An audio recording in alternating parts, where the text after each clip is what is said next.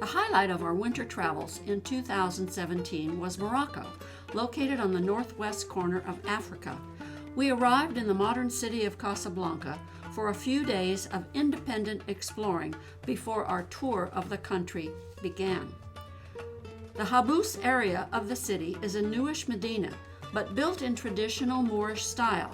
The rabbit warren of the souks and the markets, the craft shops and the cafes would accommodate any sort of shopping needs. There is always something unique in new markets. This man is slapping a handful of sticky dough onto a hot plate, producing tissue-thin pancakes. The meat section had a stall for rabbits, note the furry feet. There was a large fish and seafood market too, but we chose to have our lunch at Rick's Cafe of Casablanca movie fame. Play it again, Sam. Our 15-day tour was with G Adventures, and we couldn't have chosen better. Our terrific guide, the transport and driver, the hotels, and the venues to visit were all exceptional. The gate of the 18th century imperial palace at Meknes is architecturally splendid. We entered an equally impressive gate to visit the former palace, specifically the restored stables and the granaries. Carrying onward, we drove into the hills to visit the Roman ruins of Volubilis. This UNESCO heritage site that dates back to the 1st century with impressive columns, arches, and the remains of palaces, houses, baths, and even an olive press. The most amazing features were the beautifully preserved mosaics featuring animals and sea life.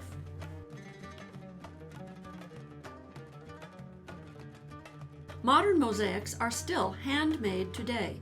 They decorate many fine hotels and restaurants, such as this restored Moroccan palace. Our dinner of local cuisine was accompanied by music and belly dancing.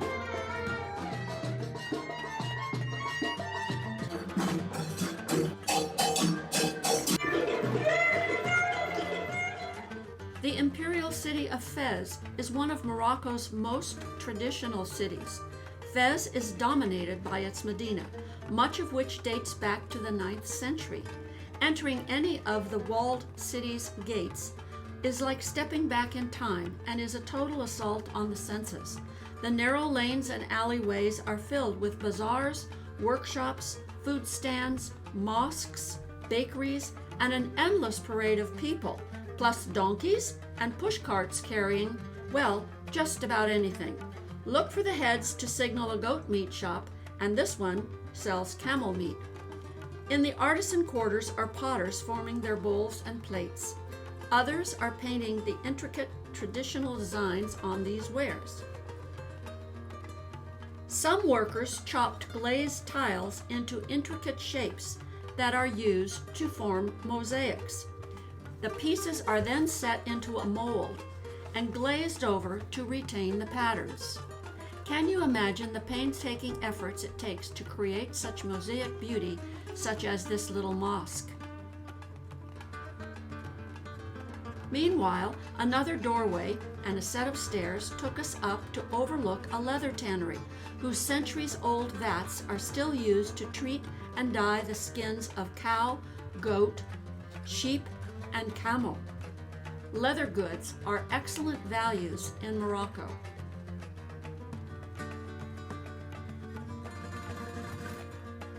Along the roads, Moroccan scenery varied from reservoirs softening a harsh setting to small farms dotting the hills, and even snow in the Atlas Mountains.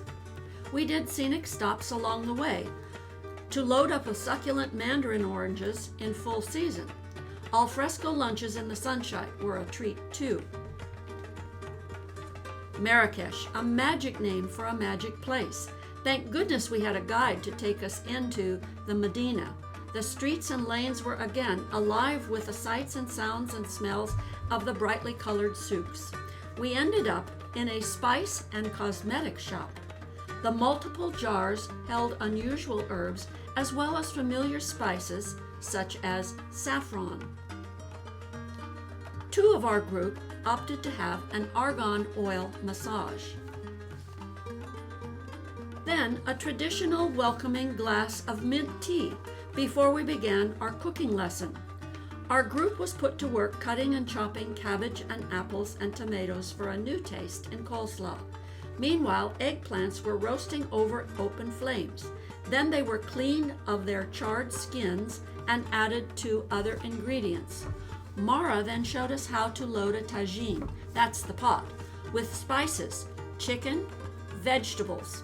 The tagine is placed on a burner to cook, issuing tantalizing aromas until, voila, it was done, and we could enjoy our rooftop lunch. Off again to the Madrasa Ali Ban Yusuf. This 16th century Quranic school once housed 900 students and now displays its intricate stucco artwork and incredible painted splendors. The Islamic calligraphy of the Arabic language also becomes an art form in the hands of a master calligrapher. While not exactly over the river and through the woods, and despite some four-legged roadblocks, we made our way to Ait Ben Hadu. After lunch, a short hike took us to the red muck brick Kasbah. This fortress dominates the scenery and was the set piece for several desert-themed movies. Think Lawrence of Arabia. The cool temperatures of January made the courtyard pool at our hotel less inviting than having tea and relaxing around a fireplace in the lounge. Al and I ventured out for a look at the small town around us. Al decided to gear up in the local headwear. Then drums and shouts drew us to the riverbed, where people were celebrating the Berber New Year with horse riding competitions.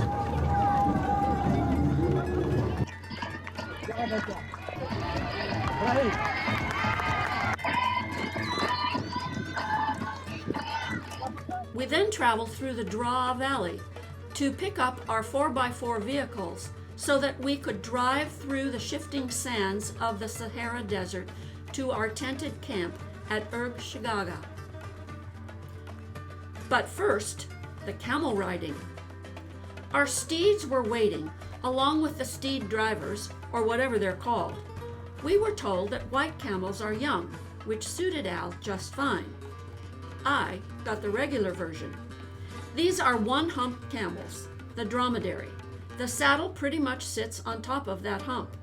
Off we went, a rockin' and a rollin', until the lengthening shadows signaled a return to camp.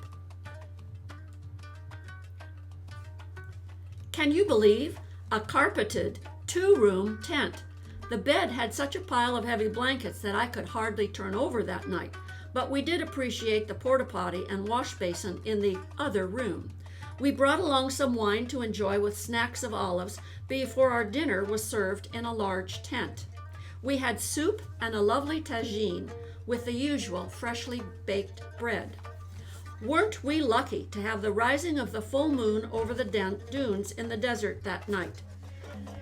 Soon, the gathering around the campfire was also blazing with the music of the drums and the cymbals in a desert sing-along, Berber style.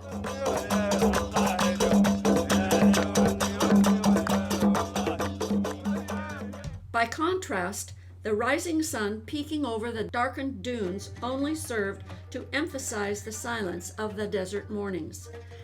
After a breakfast of tea, bread, and omelet, we set off on the return drive through the desert. Amazing, there are no roads and very few tracks in those wind-blown sands, but the drivers safely got us back to regular roads in time for the next excursion, which was a visit to a library of mostly handwritten and illuminated ancient Islamic books, the oldest dated to 1066. The village of Tamargrat is noteworthy for its glazed green pottery. The workshop was certainly a more realistic operation than what we had seen in Fez.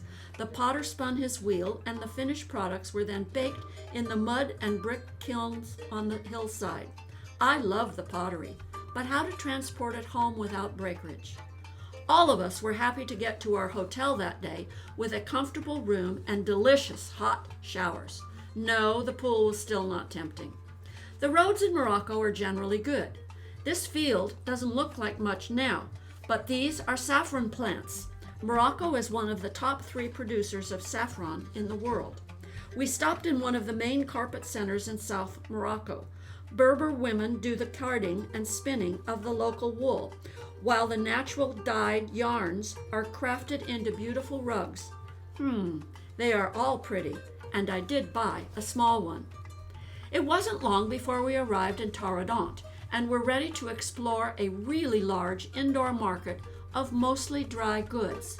The enormous buildings were brimming with both everyday and decorative items. All along our routes, we had been seeing the same kind of green trees. We learned that they are argan trees. The nuts they produce are gathered and dried and then broken open for the seed. The nuts are ground into a paste to extract the argan oil. This oil can be used in cooking, but most frequently is found in shampoos.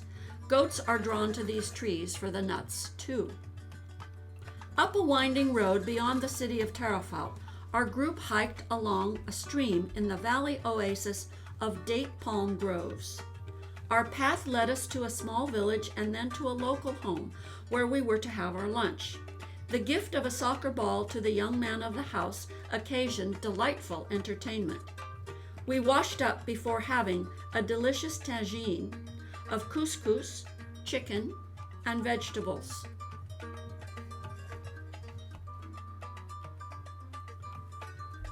That afternoon was the weekly market in Tarafal, with people coming from many of the surrounding small villages to buy their necessities. The piles of fresh oranges were selling quickly, and the veggies looked great too. I didn't need to buy any Berber jewelry and had already purchased a carpet, but I did get a pair of typical Berber women's shoes. Then we stumbled on the donut man, who was keen to give me lessons in the art of producing the perfect donut. 5 cents a piece, and you walk away with a string of freshly cooked donuts. The following day, our desert landscapes gave way to the Atlantic coast beaches as we arrived in Aswaria. The walls of the Medina here provide fortification with cannons aplenty overlooking this active fishing port. Traditional wooden fishing boats are built here for the entire Moroccan coast. The fish market on the pier provided a wide selection of seafoods for us to choose from. Our fish were cleaned right in front of us. Then we took them to the cooks tending the barbecues. What a delicious lunch of fresh fish it was, and sadly, one of our last meals together, as the next day ended our G Adventures tour back in Marrakesh. What a great time we had seeing Morocco, what great memories there were, and a great group to be with, especially our terrific guide, Yassine. But wait, we weren't finished with Morocco and Marrakesh. Time to do some exploring on our own. We moved into the Riad Nezma. This riad had been an upper-class home, now turned into a guest house. Typical of Moroccan hospitality, we were served tea before led to our rather different black and silver bedroom. Our balcony overlooked one of the main souk alleyways, providing us with a bird's-eye view of the ever-present traffic. On to a grocery shopping adventure. Fruit stands, a fresh bread cart, and the butcher shop. Then there were the olives. I'm talking all kinds of olives. I'm talking mountains of olives. Olives for every taste and every meal. Guess what she bought? Perhaps you need some brass or copper lanterns. Or how about brightly colored glassware? How about some musical instruments? There are the ever-popular Berber bead shops, masses of beads, and tons of trinkets. Al found a new pair of shoes. Yellow is the typical color for Moroccan Berber men. When we grew tired of investigating all the shopping possibilities, we could grab some street food. This woman is making something a little like roti in Malaysia. Or we could relax with cold drinks in the sidewalk cafes. Revved up again, we visited the Badi Palace ruins. The 16th century Sultan created vast courtyards with sunken gardens and reflecting pools that initially were inlaid with gold and crystals, looted when he fell out of power. Well, they say that getting there is half the fun. It certainly is by traveling by horse carriage. We bargained hard with Hafiz, who drove us along broad venues and through narrow arched gates into the Medina. We were now part of the hustle-bustle of those crowded marketplaces. Afoot again, it didn't matter really what gate or lane you chose to explore. The vibrant Marrakesh humanity was on display and ready to help you find the origin of that freshly baked bread smell, as this friendly elder did for us. It was the underground neighborhood bakery. The ladies in the area get their dough ready to bake and bring it to the bakery where it goes into the communal oven. They know when to pick up their fresh loaves later. Interesting, lots of knitted caps, plenty of leather bags, and masses of clothing choices to buy, but not one touristy t-shirt shop did we see. Time to say goodbye. We gave our last few dirhams to the beggar man by the riad and took a taxi out to the airport to fly away. We had seen and experienced enough of Morocco to know that we would return.